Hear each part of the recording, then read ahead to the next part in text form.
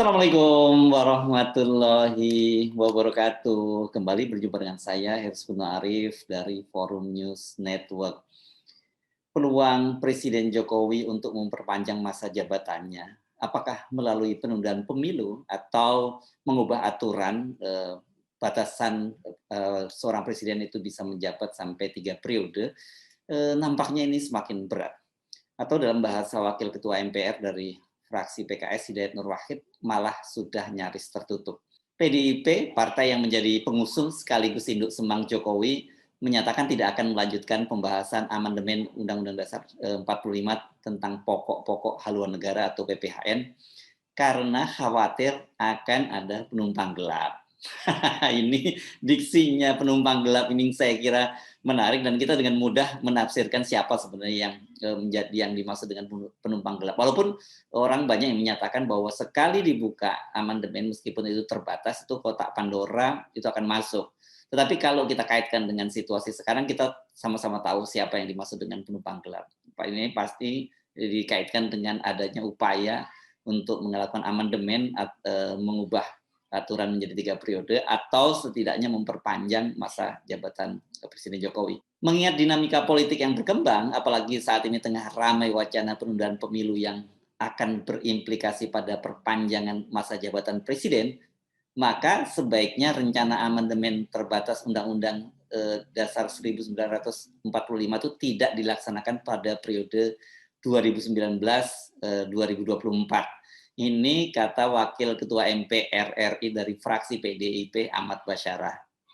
Clear ya, Ahmad Basyarah yang dimaksud dengan penumpang gelap itu tadi, ya ini yang orang yang mau menunda pemilu dan memperpanjang masa jabatan presiden tadi. Nah, masih menurut Basyarah, amandemen Undang-Undang Dasar 45 itu sebaiknya tidak dilaksanakan dalam situasi psikologis bangsa yang tidak kondusif seperti saat ini. Dia menilai saat ini ada rasa saling curiga di antara sesama komponen bangsa akan adanya kepentingan perorangan maupun kelompok tertentu. Sebelum memulai langkah formil perubahan Undang-Undang Dasar, MPR harus lebih dulu memastikan situasi dan kondisi psikologi politik bangsa dalam keadaan yang kondusif dan sama-sama memiliki common sense bahwa amandemen Undang-Undang Dasar tersebut sebagai suatu kebutuhan bangsa, bukan kepentingan satu kelompok, apalagi perseorangan tertentu saja, ujarnya.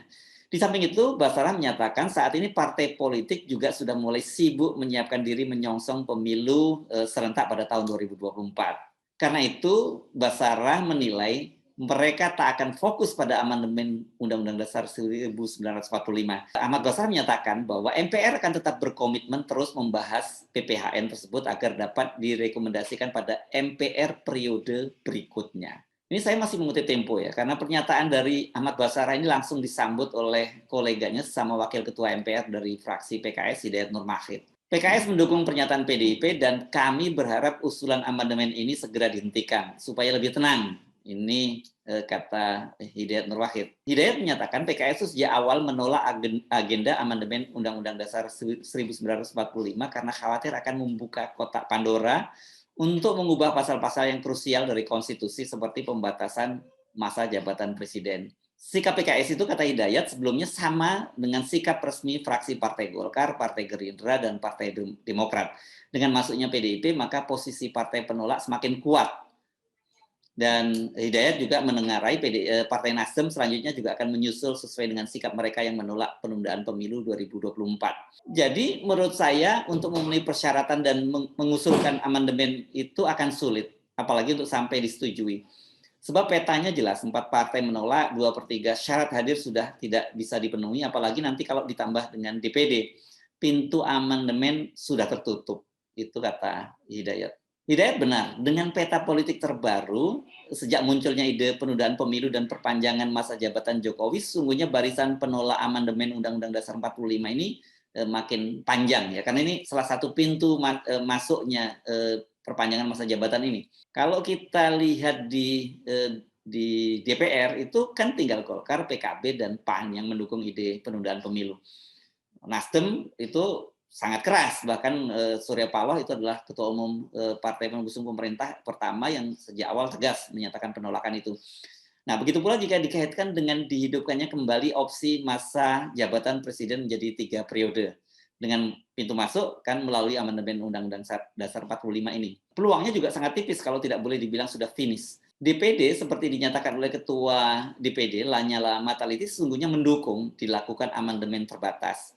Mereka ini punya agenda agar calon perseorangan bisa maju menjadi capres. Namun Nyala mengaku dia akan menjadi palang pintu jika nantinya itu amandemen ini digunakan oleh para penumpang gelap tadi dengan kepentingan-kepentingan yang lain, atau yang banyak disebut sebagai begitu dibuka amandemen ada kotak Pandora dan ini bisa kemana-mana. Nyala menjamin itu mereka ini DPD ini akan menjaga atau dalam bahasa dia tadi sebagai palang pintu tidak akan lebar kemana-mana, termasuk juga memperpanjang masa jabatan atau mengubah masa jabatan presiden menjadi 3 periode. Tidak usah khawatir kalau seandainya ada amandemen konstitusi, dan kita DPD selalu menjadi palang pintu yang menjaga jangan sampai terjadi ada penambahan 3 periode, dan itu komitmen kita. Karena bagaimanapun juga kita mau membuka amandemen konstitusi silakan. Tapi kami dari DPD juga sudah mempersiapkan bahwa kita ini non-partisan. Kita ini orang-orang yang tidak berpartai politik, yang betul-betul independen, dan kita punya hak untuk menjadi calon presiden. Kita nuntut di situ.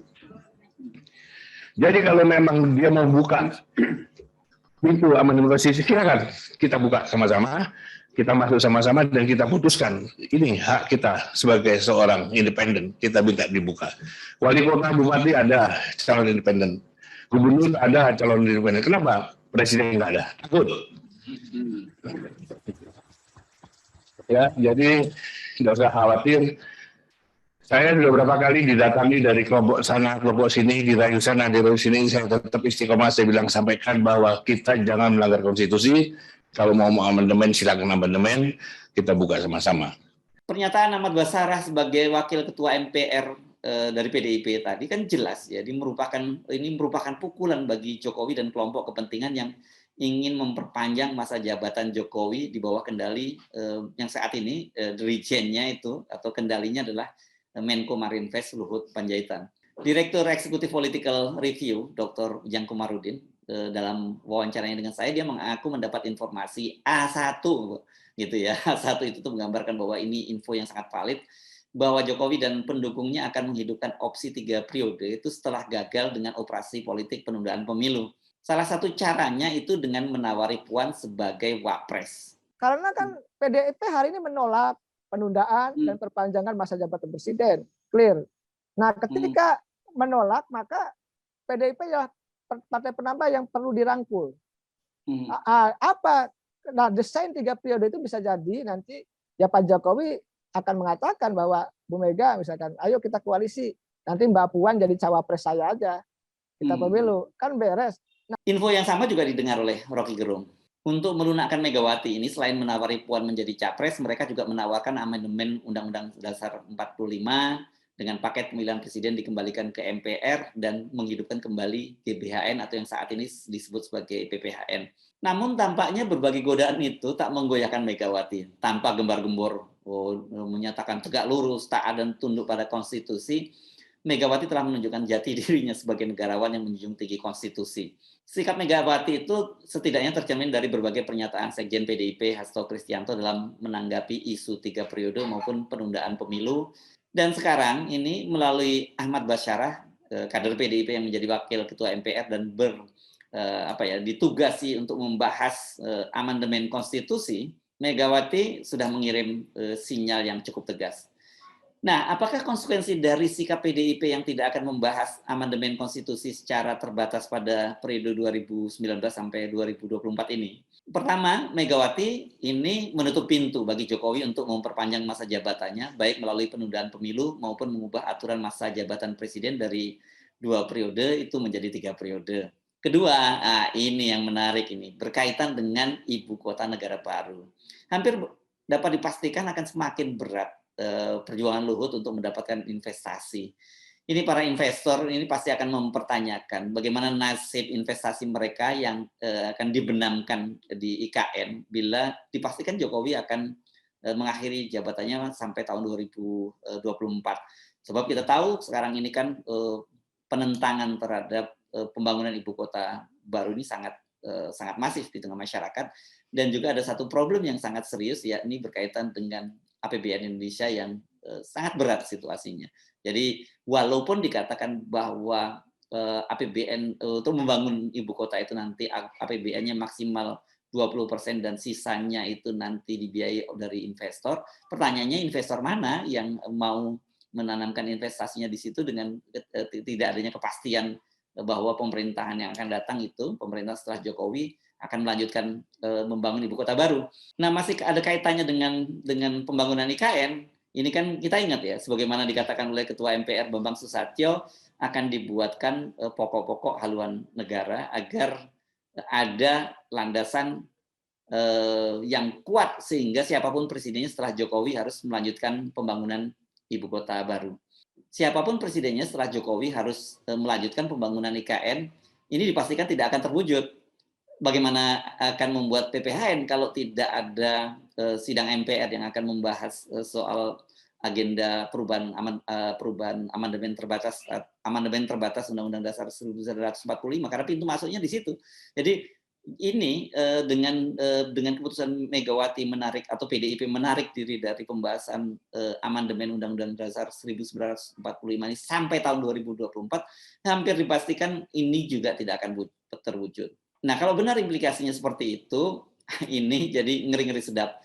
Apakah Jokowi dan Luhut akan menyerah begitu saja? Nah, ini yang saya kira kita menarik untuk kita cermati. Kemarin kan kita mendengar isu adanya sejumlah ketua partai yang ditekan untuk agar mendukung soal penundaan pemilu. Nah, apakah jurus-jurus saling tekan menekan ini akan juga akan dilakukan setelah gagal membujuk? Tapi jangan lupa tentu saja Ibu Megawati ini ketua umum partai, dia mantan presiden, dan juga tentu saja punya resources yang cukup kuat gitu. Jadi saya kira mungkin tidak cukup mudah untuk menekan Ibu Megawati kalau setelah gagal membujuk dan kemudian mengubahnya dengan menekan Ibu Megawati ini bukan soal yang mudah. Jadi apa yang bisa kita lakukan? Saran saya ya, ini menarik untuk kita cermati dan kita nikmati saja permainannya seperti apa. Jadi just enjoy the game. Saya Aris Munarif dari Forum News Network. Wassalamualaikum warahmatullahi wabarakatuh.